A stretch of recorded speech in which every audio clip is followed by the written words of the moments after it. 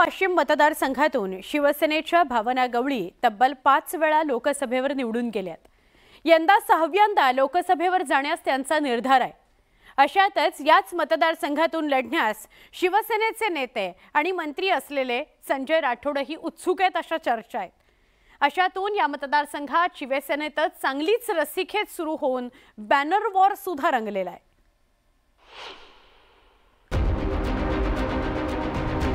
मंत्री संजय राठोड यांच्या दारव्हा विधानसभा मतदारसंघात मंगळवारी हे बॅनर झळकले होते। शिवसेना खासदार भावना गवळी यांचा फोटो असलेल्या बॅनरवरच्या मजकुरामुळे राजकीय वर्तुळात चर्चेला उधाण आलं।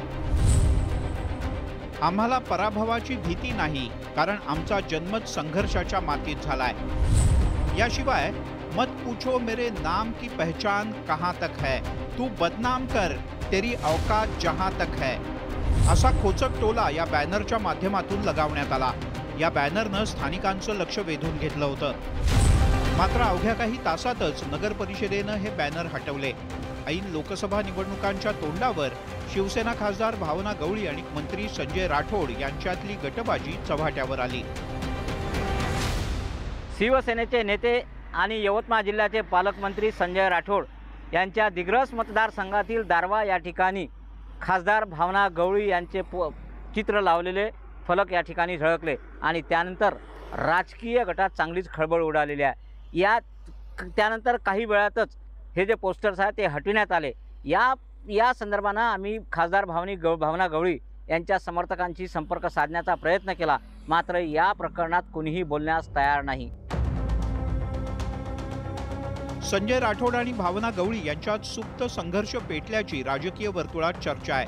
नुकतेच पंतप्रधान नरेंद्र मोदी यांच्या विदर्भ दौऱ्यात जाहिरातबाजीवरून वादाची ठिणगी पडली होती।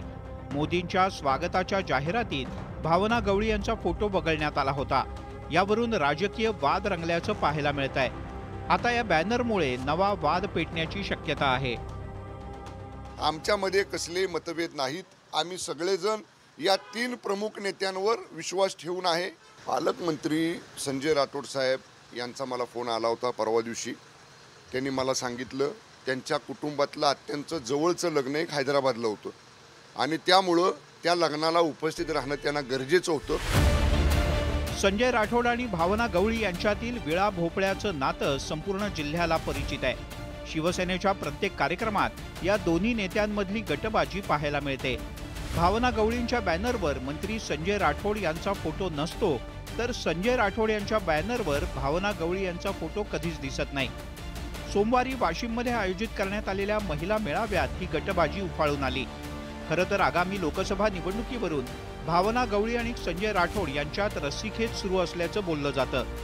मंत्री संजय राठोडही यवतमाळ वाशिम लोकसभा मतदारसंघातून निवडणूक लढवण्यासाठी इच्छुक असल्याची चर्चा आहे आणि त्यामुळेच शिवसेनेतल्या या दोन्ही नेत्यांमध्ये संघर्ष पेटल्याचं दिसतंय। भास्कर मेहरे, न्यूज 18 लोकमत, यवतमाळ। अजून निवडणुका